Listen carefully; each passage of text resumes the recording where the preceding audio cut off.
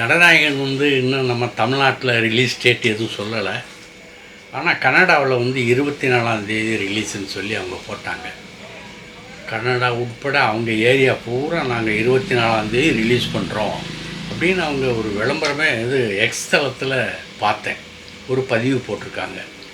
இங்கே எப்படின்னு சொன்னால், அந்த ப்ரொடியூசர் இருக்கார் இல்லையா, அவர் ஒரு கன்னடருங்கிறது உங்களுக்கு தெரியும். கன்னட பட தயாரிப்பாளர், நம்ம முதல்வருக்கு ரொம்பவும் வேண்டியவர். அவர் இந்த படம் இந்த ரிலீஸ் ஆகிறதுக்கு முன்னாடியே லீக் ஆகிட்டதுனால, கசிஞ்சு இணையதளங்கள்லாம் வந்துட்டதுனால கிட்டத்தட்ட 1.5 லட்சம் பேருக்கு 1.5 கோடி பேருக்கு மேலே பார்த்துட்டானான். இதனால் அவருக்கு பெருத்த நஷ்டம் ஏற்படும் சொல்லி நம்ம விஜய், முதலமைச்சர் விஜய் ரொம்ப மன வருத்தப்பட்டு அவருக்கு தமிழ்நாடு சிறப்பு பிரதிநிதி டெல்லியில் கொடுத்து அதை ஈடுகட்டியிருக்கார். கருணை உள்ளந்தான். தமிழ்நாட்டில் இந்த டிஸ்ட்ரிபியூஷன் எடுத்து அந்த உரிமை அது என்ன ஆச்சு, அவங்களுக்கு ஏதாவது ஒரு ரெமெடி கிடைக்குமா அப்படின்னா, வெங்கட் நாராயணா அவங்கள சந்தித்து பேசியிருக்கார். அதாவது இந்தி அந்த படத்தினுடைய ஒப்பந்தம் போடுவாங்கள்ல, கிட்டத்தட்ட அந்த படம் 7 மாதம் ஆச்சுங்க. 7 மாதத்துக்கு அவங்க அட்வான்ஸாக இருந்தெல்லாம் கொடுத்துருப்பாங்கள்ல, பல கோடிகள் கொடுத்துருப்பாங்கள்ல, அந்த பல கோடிகளுக்கெல்லாம் வட்டி கட்டிட்டு தான் வந்திருக்காங்க. ஒரு நம்பிக்கை, விஜய் படம் தப்பு பண்ணாது, ஜெயிச்சிரும் அப்படின்னு அவங்களுக்கு ஒரு நம்பிக்கை. ஆனால் எந்த பயலோ ஒரு துரோகி அந்த படத்தை லீக் பண்ணி அவுட் பண்ணிட்டான். அவனை யாரும் இன்னும் சரியாக கண்டுபிடிக்க முடியல. ஒரு 7-8 பேரை கண்டுபிடிச்சிருக்காங்க. இந்நேரம் டிஎம்கே குற்றவாளிகள் அப்படின்னு கருதுனா இந்நேரம் எவனையாச்சும் ஒருத்தனை பிடிச்சி போட்டிருப்பாங்க. அவன் எந்த கட்சி என்னன்னு தெரியலை. தமிழக போலீஸ் அடையாளம் காணுவதற்கு ரொம்ப கஷ்டப்படுது. இன்னும் கை காட்டலை யாரையும். ஒரு 7-8 பேரை பிடிச்சி போட்டாங்க. அதில் 3-4 பேர் சிக்கி அவங்களா தான் இருக்கும் அப்படின்னு யோசிச்சுக்கிட்டு இருக்காங்க. சரி, அது இருக்கட்டும். இந்த விநியோகஸ்தர் இப்போ எம்ஜி மினிமம் கேரண்டி அந்த இதில் தான் ஒப்பந்தம் பண்ணி பணம் கட்டியிருந்தாங்க. இப்போ வெங்கட் நாராயணா என்ன சொல்லிட்டாருன்னா, எம்ஜி ஆகாது, இப்போ நான் எம்ஜி கொடுக்க மாட்டேன், டிஸ்ட்ரிபியூஷன் கொடுத்துட்றேன், டிஸ்ட்ரிபியூஷன் சிஸ்டத்தில் நீங்கள் படத்தை வாங்கிக்கோங்க அப்படின்னு சொல்லி அது கமிஷன் 8% கமிஷன்னு போட்டுட்டார். அது டிஸ்ட்ரிபியூட்டர்களுடைய ஈரக்குலையில் குத்துற மாதிரி ஆகிப்போச்சு.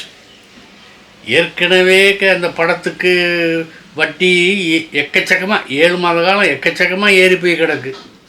இப்போ இந்த டிஸ்ட்ரிபியூஷன் முறையில் 8% தான் உங்களுக்கு அந்த வட்டி கமிஷன் அப்படின்னு சொன்னால் அவன் எங்கே போவான்? வேறு ஒன்றும் செய்ய முடியாது, எதிர்க்க முடியாதுங்க. முதல்வருடைய பிரதிநிதியாக அவர் டெல்லியில் உட்காந்துருக்காரு.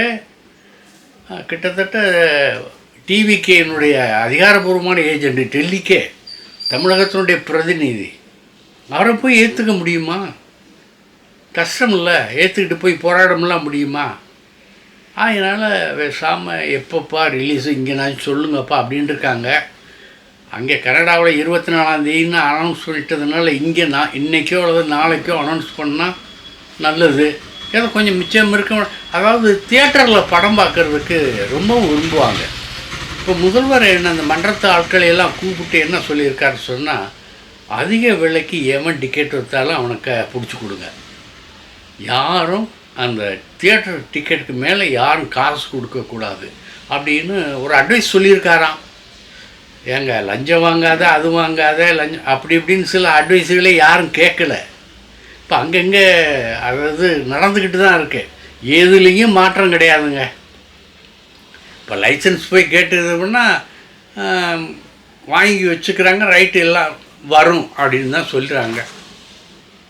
ஆனால் பணம் அதுக்கு கை மேலே கொடுத்துட்டோம்னா உடனே லைசன்ஸ் கிடைச்சிருக்கும் போல இருக்குது. அந்த மாதிரி தான் நிலைமை இருக்கே தவிர லஞ்சம்ங்கிறது ஒட்டுமொத்தமாக ஒழிக்க முடியலைங்க. அது இங்கே ஒழிக்கவும் முடியாது. அதுதான் உண்மை, யதார்த்தம். லஞ்சம் ஒழிஞ்சது அப்படி இப்படின்னு சொன்னால் சத்தியமாக நீங்கள் நம்பாதீங்க. அது சாத்தியமே இல்லை. ஏன்னா அதுக்கு விதை போட்டிருக்கான் பாருங்கள். அது மரம் ஆலமரத்தை விட ரொம்ப அதிகமாக வேரூன்றி போய் கிடக்கு. அதெல்லாம் வெட்டி சாய்க்க முடியாது.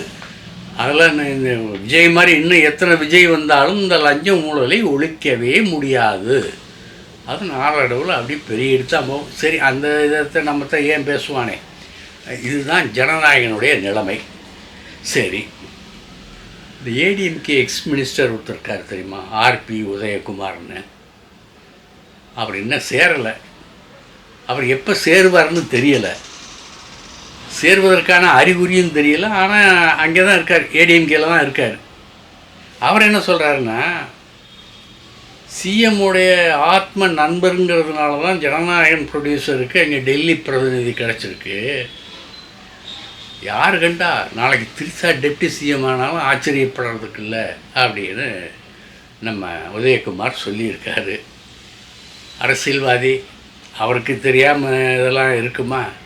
சரி, இப்போ கமல் சார் அவருடைய படம், இது இரட்டையர்கள் டைரக்ட் பண்ணுறது இருக்குல்ல, இப்போ பண்ணக்கூடிய படம் இருக்குல்ல, அது ஏன் இன்னும் லேட் ஆகிக்கிட்டே இருக்குது அப்படின்னு எல்லாருக்குமே. ஆனால் வேலை நடந்துக்கிட்டு இருக்கு, ஆனால் ஷூட்டிங் போல. ஏன் லேட்டாக இருக்குது அப்படின்னு சொன்னால், சிஜிஐ அப்புறம் ஏஐ இந்த ரெண்டும் பிளான் போட்டு அவங்க படங்கள்லாம் இது பண்ணி வச்சுருக்காங்க. அதன்படி காட்சி அமைப்புகளை வைத்து எடுத்து பிளான் பண்ணுறதுக்கு தான் இவ்வளோ லேட் ஆகிட்டு இருக்கு. இன்னும் லேட் ஆகிட்டு இருக்கு. இன்னும் நிறைய வேலைகள் இருக்கான். ஆகையினால ஃப்ளோர் போகிறது அநேகமாக நிச்சயமாக ஆகஸ்ட் மாதந்தாங்க போவோம் அப்படின்னு ஒருத்தர் சொன்னார்.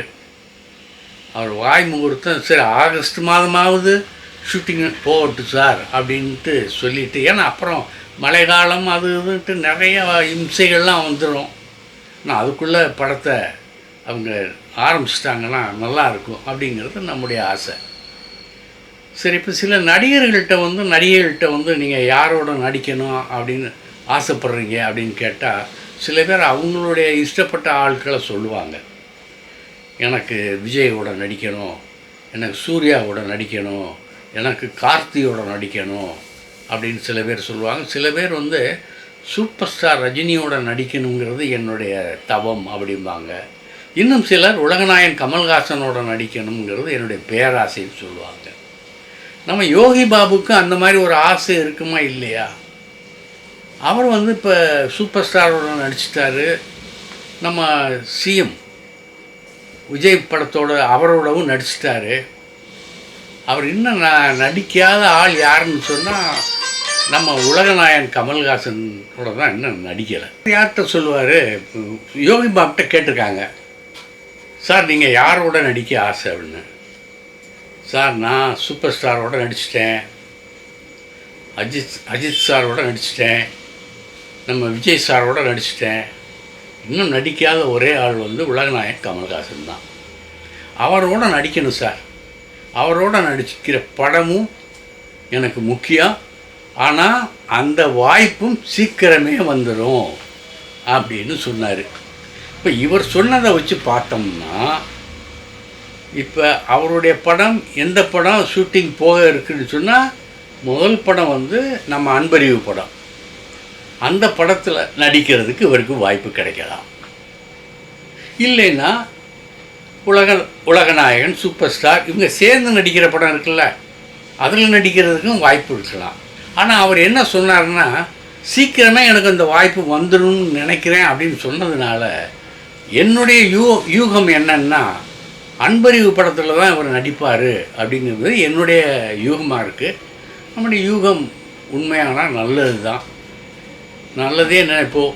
நன்றி, நாளை சந்திக்கிறேன். இந்த வீடியோ உங்களுக்கு பிடிச்சிருந்தா லைக் பண்ணுங்கள், கமெண்ட் பண்ணுங்கள், ஷேர் பண்ணுங்கள், சப்ஸ்கிரைப் பண்ணுங்கள்.